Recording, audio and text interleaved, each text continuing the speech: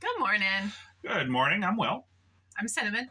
Today we want to talk about our 14,000 items that we've got that are all junk. It's all garbage. It's all trash.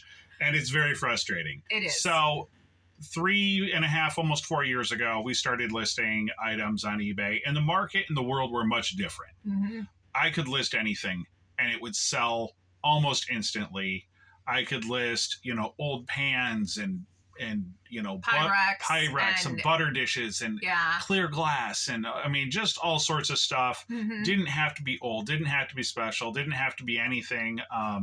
We could go to a discount store, pick up at one point some Dunkaroos. We bought some Dunkaroos, and I had some Peeps that were all in code, and I threw those up online, and I was making really good money on these silly items that were very common. And the reality is that a lot of the world has changed since then. It really has. People are able to get out of their house. People are able to go out and buy some of these common items without needing the use of someone else to do it for them. And it's frustrating because we've got, like I said, like 14,000, some 14.5 between our two stores and items, and we might only sell 10 items a day. It's so incredibly frustrating. It is. So some of the things that we don't want to just do negative content. Like, that's one of my biggest things. And honestly, I don't love what sold videos. We utilize them to fill in the gaps when we don't have anything decent to talk about. But the reality is, for me, when I see a what sold video, I always look at it with frustration. I can't find those items around me. Right. I've never seen that in my life. Some people are posting up things that are, thousands of dollars. I have no idea where they found it, how they got it. Sometimes people are posting up that they're selling new in box items for 20%, 30% below retail. Again, it for me, frankly, it raises a lot of suspicion as to the origin of the products. How do you get those kind of deals sometimes, and we get it because we get some great deals sometimes. Sometimes, one of my biggest concerns is that there's this notion right now that there's a lot of theft in the retail market place. You see the videos online and, everybody says, well, that's going online. They're going to sell that on a marketplace. I don't want to be involved in that. I don't want any suspicion around our business and what it is that we do. So we sell vintage items. And so the thing that we've kind of found, and unfortunately this doesn't translate to everyone. I can't tell you to go out and buy an RMS Franconia plate that was made in the 1950s. It's not going to work for you. It's not going to work for your market. I might have the only one in the world. So that's the answer, though. You kind of have to find the special thing. Right. I know you hate it because... I do, because we're telling you that, all you have to do is find this diamond in a rough. And that's sometimes very it's a literal diamond. Right. Just go find diamonds that you can pay for and sell them and it's for very nothing. Frustrating because sometimes it feels like that's what you have to do in order to succeed in this marketplace. Part of it, though, is... And we've had comments where people are like, yeah, but you have 14,000 items. But that's why we're able to now find those diamonds, is because we had to list 14,000 items to figure out what actually sells, And I mean, it's always changing also. The marketplace is very fickle. Right. So one of the things that I've seen recently is that 3.5 years ago, I was selling puzzles, quality name brand puzzles that I could source locally, new in package at like thrift stores or yard sales for $2 to $3. And I could legitimately turn them around for $25. The other day I was at a discount store nearby. They buy, pallet quantity salvage stuff. And they had an entire pallet of Springbok puzzles that they were selling in their discount store for $5 a piece. You go on eBay, and they're now selling these puzzles that I would have been selling for $25 for $5. if your store is loaded up with that kind of stuff, you're not going to be able to sell it. No, the marketplace has changed. People used to sit at home during COVID. They couldn't go out to entertain themselves. So they had to figure out something else to do to entertain themselves. And, you know, puzzles and crafts and things like that worked wonderfully. But the marketplace has changed, and those things aren't going to sell now like they did then. Right. And we did just do a video on craft supplies and crafts again. Although, you know, you mentioned that they're not the same. No, there is but it's still potential within that marketplace. The difference is you have to look for the better quality items that I like to use the term exceptional. Yeah. They are not the common items. They're not the big box store. You're not gonna sell the off-brand colored pencils, but you might sell those fine art colored pencils. Right. And so that's the same thing with regard to the jewelry, the costume jewelry that you sell. We've noticed that, you know, we were selling some Sarah Coventry, maybe some unbranded Monet's, stuff. I used to be able to sell. Even just a few months ago. And as we move closer to the holiday season, people are looking for items that are exceptional. So they're looking for book pieces. They're looking for, you know, maybe some more limited production or more rare pieces. Right. Or something that is just like you look at it and you're like, holy moly, like that's amazing. And that's, it's difficult again, like you can't replicate that because it's people's taste, right? So a lot of the jewelry that I sell that I'm like, it's just over the top in one direction or another. It's super funky 70s, or it's like super Hollywood Regency, or it's just the very definition of cottagecore. So like it really does have to be an exceptional piece. Again, not necessarily my taste, but exceptional in that category. But then that also means that you have to know all of those categories and be able to pull those keywords so that you can find that perfect buyer for that piece. Right. So some of the things that we've been doing, like we said, we've been trying to work harder on our sourcing. The challenge there is that there is a lot of competition within our sourcing circles for those higher end pieces, for those better quality pieces, or everybody's for the looking rarer for good pieces stuff right now. Right. And I do hear the same thing across the board from other resellers out there, that it's getting harder to find good stuff. Now, there's lots of stuff out there for sale. That's the problem, is that, you know, I don't have a problem. You see the mountain behind me. That's all unlisted inventory. You know, these dishes that I've got here, like I said, the little cruise dishes, I've had these sitting in this pile for a year because I was disinterested in them. There's a couple of good pieces. The majority is not great.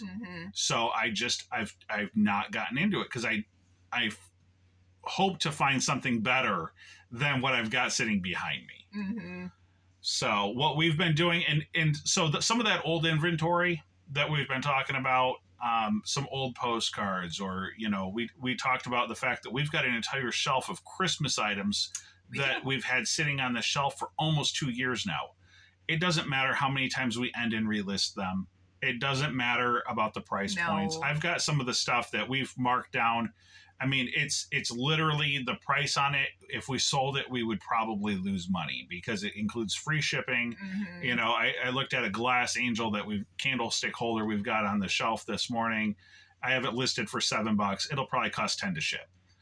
It doesn't matter how low the price goes. Right. People don't want it. It's too common. Right. You know, so if they're going to part with their money, it really does need to be, because I had the same problem last night. We went to the auction and they had jewelry, and my jewelry box is always looking for something new to keep it company. So they had some beautiful pieces. They had some Australian opal with tanzanite. And I'm like, that's an awesome piece. But it has to be such an amazing value and an amazing piece. You know, they had an emerald tennis bracelet, and it was a good value. Like it was decent. But I'm like, okay, but I already have so much right now that unless it completely knocks my socks off, I'm not going to part with my money to get it.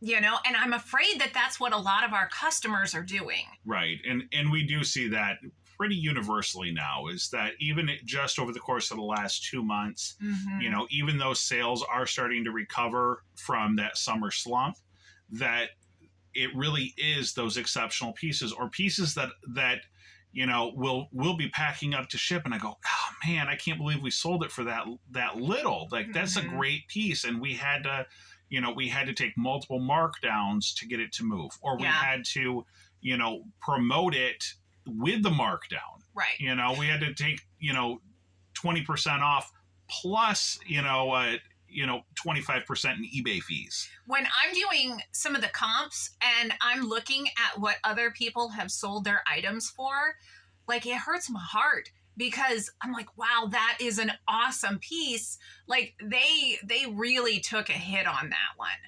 You know, and of course that's bringing down the market of everything else, because we're all desperate to make those sales, and our customers are desperate to get good deals and stretch their dollars a little bit further. And it can be a rough place right now. Right. And so honestly, I had a conversation with somebody yesterday, and they had specifically mentioned at the auction hall that we go to that, you know, the values just aren't going where they used to. The collectors, the resellers, they just aren't buying.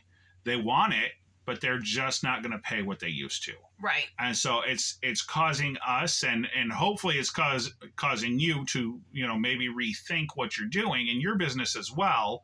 And we need to make sure that we're moving into a direction that is profitable, that's desirable for the marketplace. I don't have the answer for your business. I know. That's actually the conversation we had today, was like, how are we going to do this video when we don't have that easy answer for you? You know? Right. There's a lot of people that, you know, sell programs, and they tell you to just order a pallet of salvage from Amazon, and that'll be your answer to everything. I wish it was. It's not the answer to everything. I go to the salvage stores. I see what they sell. Those aren't eBay products. Those aren't stuff that you really want to be involved in my opinion, in the stores that I've been in. You know, we've gone to the local thrift stores, and they are so picked over. It doesn't work for us. No, because again, like with the local thrift stores, you have to try to find that diamond in the rough that at least 12 people have already searched. So you have the fact that a lot of the thrift stores are doing their own auctions online. Well, to begin with, it requires the person that donated the item to not know what they have and not care about it. So either family members are cleaning out their house and they don't recognize the value there. So that's your first, right? Is that, and then you've got the employees there that are pulling all of the good stuff so that they can sell it also, you know, and then you have all of the resellers who have been in that store before you got an opportunity to be there. So by the time that it actually gets to you, like, what's left? By the time we go through we can't hardly ever find anything worth value at any of the thrift stores in our, like, not even just in our county. We have to go out of the county and we still can't find it.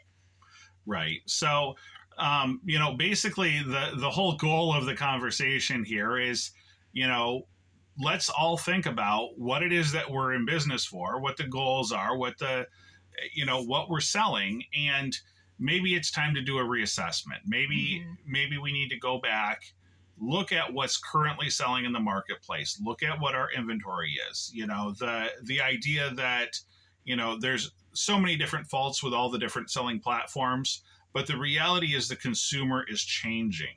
Yeah. And so, you know, we've seen this last night at the local auction hall, and that, you know, they had some amazing turn of the century furniture that would look $25. Great.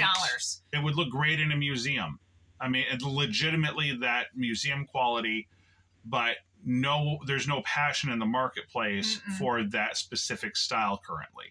You know, so I wouldn't want to load up my store with it if I had limited square footage on some what would be considered currently outdated product. Right. So, we're going back. We're questioning everything that we're selling. We are. We're selling it off at the auction house. We're dumping it on the market, basically, is what I'm saying. Yeah, we're being so careful about what we're purchasing. We are buying so much less every time we go to the auction house or, anywhere else for that matter, is that it has to be exceptional, because I can't just buy a jewelry box full of junk costume jewelry when, like I said, I haven't sold a Monet in weeks. So even the named pieces, and I know that Monet's not like a Juliana, but it used to be something.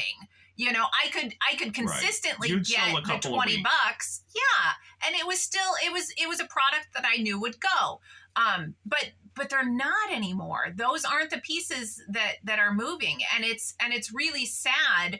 But you do have to reassess, and then you have to go back and you have to change those prices, because nobody's going to buy your Monet at $25, $30 anymore, because they're doing auctions that are selling them for $4.99 plus ship or $4.99 free ship. So it is hard and it is sad, but if we want our businesses to succeed and thrive in a changing economy, we kind of have to change our business. And that's hard, because change is hard, and people like to dig their heels in and say, but this is the way it's always worked. Yeah. The thing that I see is that it's hard because of the capital allocation. We have all, gone out, we saw what was working. We bought into that model. Mm-hmm. We bought in. If we were selling media and, we had, just as an example, we had some sealed DVDs that sold well. And so we sold 3 or 4 of them, and we bought 30 or 40 more.